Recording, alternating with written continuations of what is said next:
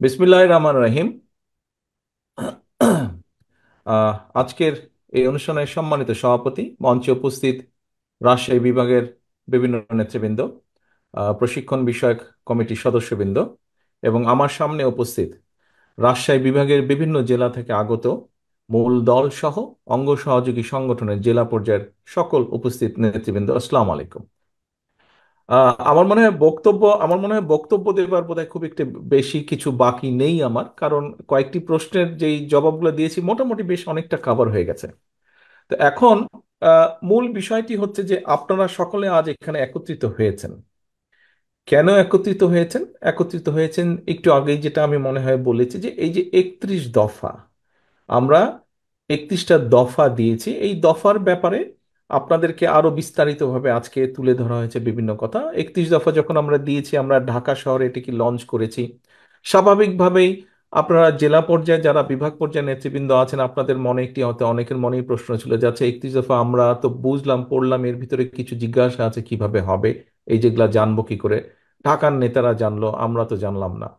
আপনারা যাতে জানতে পারেন, জানেন, সেজন্যই আমরা চেষ্টা করেছি এরকম একটি ব্যবস্থা করতে।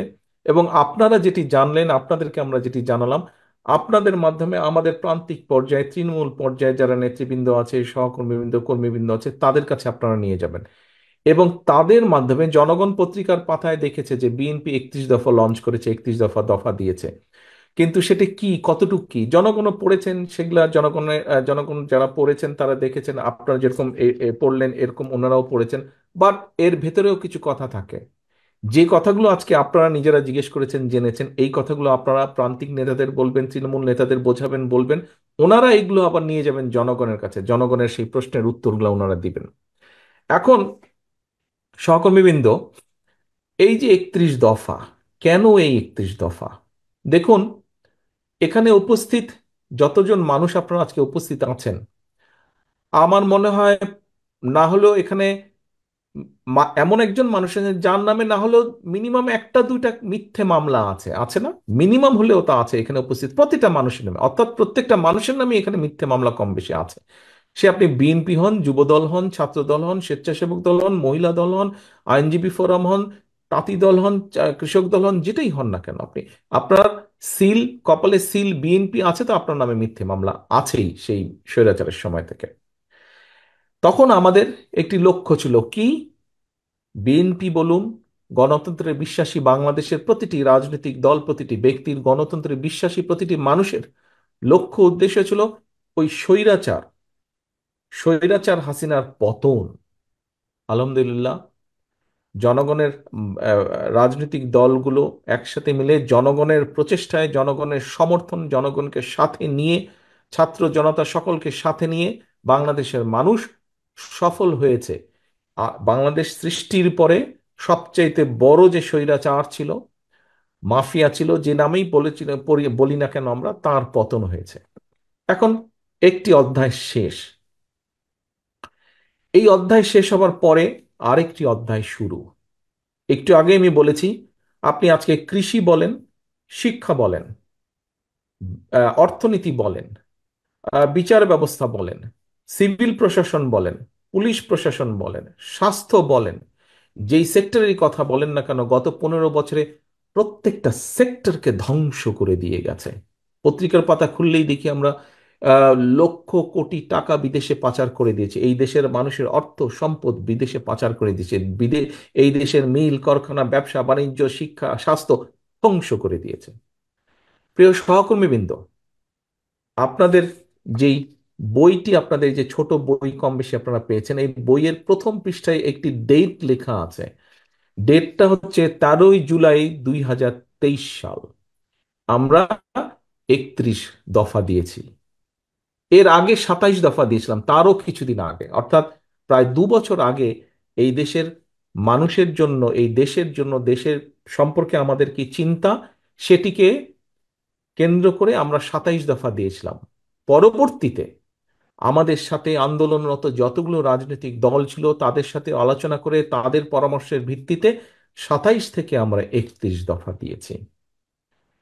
আচ্ছা, এই যে এখন, এই যে ডেটটা আমি কেন বললাম, ডেটটা এই জন্য আমি বললাম যে বিএনপি এমন একটি রাজনৈতিক দল যেই দলের স্বৈরাচারের সময় লক্ষ্য ছিল স্বৈরাচারের পতনের, কিন্তু তারপরেও তো দেশ থাকবে, মানুষ থাকবে, দেশ এগিয়ে যাবে, মানুষ এগিয়ে যাবে। তারপরে কি?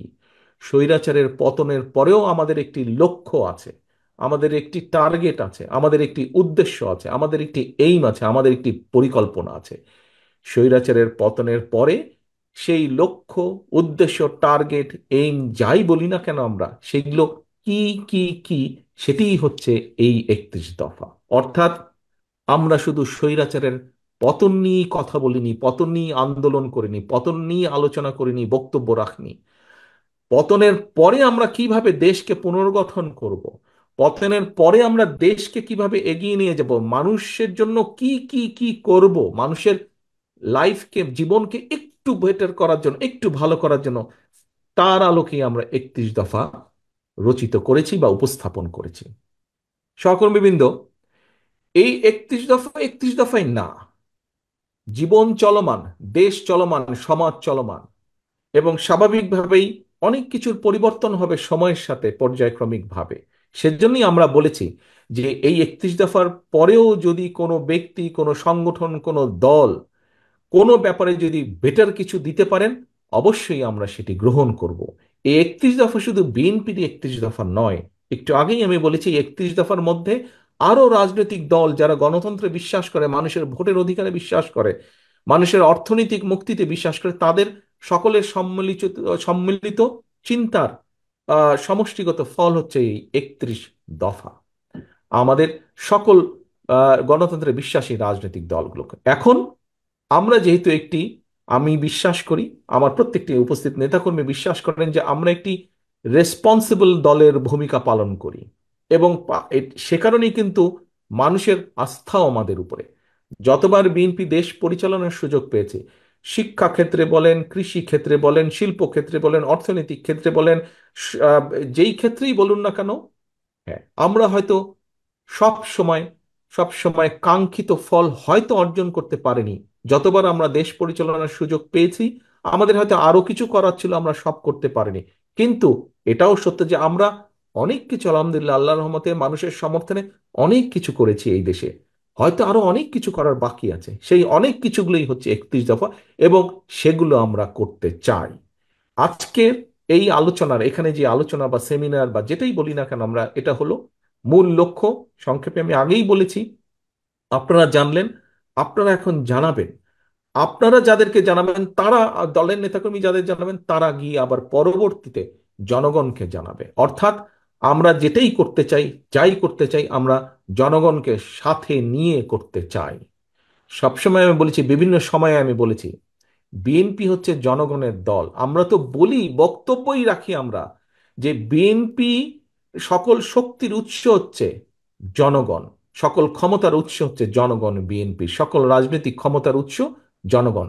সেজন্যই প্রিয় সহকর্মীবৃন্দ, আমি বলেছি, জনগণের, সবসময় আপনাদেরকে বলার চেষ্টা করে আমি বলে থাকি, জনগণের সঙ্গে থাকুন, জনগণকে সঙ্গে রাখুন, জনগণের সঙ্গে থাকুন, জনগণের সঙ্গে থাকুন প্রিয় সহকর্মীবৃন্দ। কারণ একটি রাজনৈতিক দল হিসাবে, একটি রাজনৈতিক দল হিসেবে যদি আমরা টিকে থাকতে চাই, সেটি রাজনীতিতে যদি টিকে থাকতে চাই, জনগণের মাঝে যদি টিকে থাকতে চাই, ইতিহাসের পাতায় যদি আমাদেরকে টিকে থাকতে হয়, প্রিয় সহকর্মীবৃন্দ, এই দেশের জন্য এবং জনগণ যেটা চায় সেরকম কাজের বাইরে কিছু করলে আমরা টিকে থাকতে পারবো না। টিকে থাকতে হলে অবশ্যই আমাদেরকে জনগণের প্রত্যাশা অনুযায়ী কাজ আমাদেরকে করতে হবে। সহকর্মীবৃন্দ, আপনারা প্রায় কিন্তু আমার সাথে যখন দেখা হয়, আপনাদের মিটিং হয় বিভিন্ন জায়গায়, আপনারা আমাকে একটি কথা বলেন, শুধু ব্যক্তিগত মিটিং বা দলীয় মিটিং এ নয়, আপনারা জনসভাতেও অনেকেই বক্তব্যে একটি কথা বলেন। কি কথা? জনগণ বিএনপির দিকে তাকিয়ে আছে। এরকম একটি কথা বলেন তো? আপনারা বলেন না? আপনারা বক্তৃতা, বিবৃতি বিভিন্ন জায়গায় আপনারা বলেন, সেটি বিএনপি হোক, যুবদল, ছাত্রদল, স্বেচ্ছাসেবক, যেই হোক না কেন, আমাদের অঙ্গ সহযোগী, আপনারা বক্তৃতা, বিবৃতিতে, দলীয় ফোরামে হোক, জনসভায় বলেন যে জনগণ বিএনপির দিকে তাকিয়ে আছে। সহকর্মীবৃন্দ, আহ আপনি যদি ছোট্ট একটি উদাহরণ চিন্তা করেন, আপনার পরিবারের কোন সদস্যের উপরে আপনি আস্থা রাখেন, আপনি পরিবারে তো অনেক সদস্য থাকে, সবার উপরে তো আপনি আস্থা একরকম রাখেন না। কার উপরে আপনি আস্থা রাখেন? আপনি তার উপরেই আস্থা রাখেন যার সম্পর্কে আপনার ধারণা আছে যে আপনি বিপদে পড়লে, কোনো সমস্যায় পড়লে আপনার সেই পরিবারের সদস্যটা এগিয়ে আসবে আপনার সহযোগিতার জন্য, আপনার পাশে এসে দাঁড়াবে, পারুক না পারুক আপনার পাশে দাঁড়াবে। বিপদ আপদে পড়লে কিন্তু আপনি সেই বন্ধুটির কথা মনে করেন, সেই স্বজনটির কথা বা সেই আত্মীয়টির কথা মনে করেন, করেন না সহকর্মীবৃন্দ? বিএনপি হচ্ছে এমন একটি দল, দেশের মানুষ বিএনপিকে সেই আস্থায় নেয়। কিন্তু সহকর্মীবৃন্দ, এখানে একটি বড় কিন্তু আছে, বিশাল বড় একটি কিন্তু আছে। আপনাকে কিন্তু সেই মর্যাদা বিশ্বাস আপনি অর্জন করেছেন একটি পর্যায়ে, আজকের পর থেকে সামনের দিনগুলোতে এই যে জনগণের আস্থা, এই যে জনগণের বিশ্বাস আপনার প্রতি, এটাকে তো আপনার সবচেয়ে বড় দায়িত্ব হচ্ছে ধরে রাখতে হবে। এটিকে তো, এই আস্থা বিশ্বাসকে তো ধরে রাখার দায়িত্ব জনগণের না, ধরে রাখার দায়িত্ব আপনার। ধরে রাখার দায়িত্ব কিন্তু আপনার, এখানে উপস্থিত প্রত্যেকটা মানুষের, আমি থেকে শুরু করে আমরা উপস্থিত প্রতিটা মানুষের দায়িত্ব হচ্ছে জনগণ যে আপনার প্রতি আস্থা রেখেছে, জনগণ যে আপনার প্রতি বিশ্বাস রেখেছে, আপনার চলনে, বলনে, কথাবার্তায়, উঠা বসায়, কাজে কর্মে, প্রত্যেকটি ক্ষেত্রে আপনাকে সেই আস্থা ধরে রাখতে হবে। আপনার কাঁধের উপরে কিন্তু বিরাট একটা দায়িত্ব। আপনার শুধু সন্তান পরিবার পরিজনের দায়িত্ব আপনার উপরে না, আপনার সন্তান পরিবার পরিজনের দায়িত্বতে আপনি যখন পরিবারের সদস্য সেই হিসাবে, কিন্তু আজ আপনি এখানে উপস্থিত হয়েছেন বিএনপির একজন সদস্য হিসাবে, এবং বিএনপির সদস্য হিসাবে কিন্তু আপনার এই কাঁধের উপরে কিন্তু জনগণ আস্থা রেখেছে। কাজেই এই কাঁধ কিন্তু আপনি সরিয়ে দিতে পারবেন না, এই কাঁধ আপনাকে শক্তভাবে তৈরি ধরে রাখতে হবে, এই কাঁধকে শক্তিশালী করতে হবে। কাজেই সহকর্মীবৃন্দ, আপনার কাছে, আপনাদের প্রত্যেকটা মানুষের কাছে, আপনাদের কাছে আমার বিনীত অনুরোধ, এবং আপনাদের মাধ্যমে আপনাদের অধীনস্থ বা যারা এখানে আসতে পারেনি তাদের প্রত্যেকটি নেতাকর্মীর কাছে আমার বিনীত অনুরোধ, আমাদের মধ্যে অনেকেই মনে করছেন আহারে সামনে তো নির্বাচন হলে ফাঁকা মাঠ, দয়া করে এই ভুলটা করবেন না, দয়া করে এই ভুলটা করবেন না। যারা ভাবছেন যে সামনে তো ফাঁকা, বিশ্বাস করুন, সামনে একটি অসম্ভব শক্তিশালী অদৃশ্য দেওয়াল আপনার জন্য অপেক্ষা করছে, যেটি ভেদ করে যেতে খুব কষ্ট হবে। কাজে কেয়ারফুল, এখন থেকে সাবধান হতে হবে। 31 দফা নিয়ে যান, জনগণকে বোঝান, জনগণের আস্থা অর্জন করুন, জনগণের প্রত্যাশা পূরণের চেষ্টা করুন। সব প্রত্যাশা আপনি এখনই পূরণ করতে পারবেন না, যদি ইনশাল্লাহ আল্লাহর মতে আমরা সরকার গঠন করি অনেকাংশে সেই প্রত্যাশা আমরা পূরণ করতে সক্ষম হব। কিন্তু সেটির জন্য জনগণ যাতে আপনার উপর আস্থা রাখে, জনগণ যাতে আপনার প্রতি ধৈর্য ধারণ করে, সেই জন্যই আপনাকে সেইভাবে ভূমিকা পালন করতে হবে। সহকর্মীবৃন্দ, আমি জানি আপনারা সকাল 10টা থেকে এখন পর্যন্ত এখানে বসে আছেন, লম্বা সময় বসে আছেন, অনেক বক্তব্য শুনেছেন, খুব বেশি ধৈর্য থাকছে না এখন, এই সন্ধ্যা সময় এসে ধৈর্য রাখা কঠিন হচ্ছে। বাট আমি যেই কথাগুলো বা যেই আহ্বানগুলো আপনার কাছে করছি, আজকে যদি একটু ধৈর্য সহকারে যদি আপনারা সেভাবে কর্মপন্থা না ঠিক করেন, সেভাবে যদি ধৈর্য ধারণ না করেন, ওই যে আমাদের এখানে একজন লয়ার একটু আগে প্রশ্ন করেছেন যে এই কেস কাচারিগুলো যেগুলো আছে কি হবে। সহকর্মীবৃন্দ, এমনও তো হতে পারে ইনকেস সেই স্বৈরাচার যে পড়ে গিয়েছে, পালিয়ে গিয়েছে, তারা তো বসে নেই, তারা তো ষড়যন্ত্র করছে। যদি তাদের ষড়যন্ত্র সফল হয়, আপনার এই কেস তো উঠবেই না, বরং এই কারো 10টা থাকলে ওই দ্বিগুণ হয়ে জ্যামিতিক হারে 20টা হয়ে যাবে, সেই সম্ভাবনাও কিন্তু আছে। সেই সম্ভাবনাকে যদি নস্যাৎ করে দিতে হয়, আজকে থেকে আপনাদের প্রত্যেককে কেয়ারফুল হতে হবে। আজকে থেকে আপনাদের টার্গেট একটাই হতে হবে, জনগণ, জনগণ অ্যান্ড জনগণ, public interest, public interest and public interest. এর বাইরে যদি আপনি একটু কিছু চিন্তা করেন, প্রিয় সহকর্মীবৃন্দ, ওই ষড়যন্ত্রে পতিত যে স্বৈরাচার তারা সফল হবে। তারা সফল হলে আমার এই লয়ের সহকর্মীর বক্তব্য অনুযায়ী কেস উঠবে না আপনাদের, বরং মাথার উপর আরো কেস চেপে বসবে, আরো 10টি চেপে বসবে, 20টি চেপে বসবে। সহকর্মীবৃন্দ, আপনাদের নিজেকে যদি বাঁচাতে হয়, উপায় একটাই, জনগণের আস্থা অর্জন করা। নিজেকে নিজেকে যদি রক্ষা করতে হয়, উপায় একটাই, জনগণের আস্থা রক্ষা করা। আস্থা রক্ষা করা, জনগণের আস্থা, নিজেকে আস্থায় রাখা।